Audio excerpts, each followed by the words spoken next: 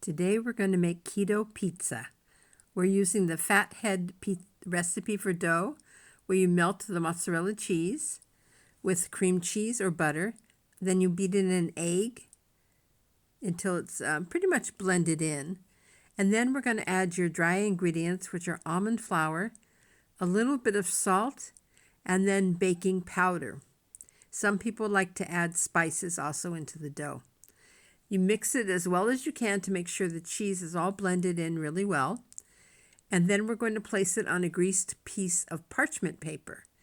Grease another piece of parchment paper, and then we're going to roll it out into a circle. You can go around with your hands and make it rounder. Then we're going to bake it for 10 minutes in the oven. Comes out golden. Then I top it with some crushed tomatoes, a little bit of oregano, a pinch of salt. I added some capers and some garlic, which are a traditional topping for pizza. And today I added some marinated eggplant, which I have. Then I added more shredded mozzarella and some Parmesan cheese. And then it was baked in the oven until the cheese melted. It came out really delicious. I absolutely adore it.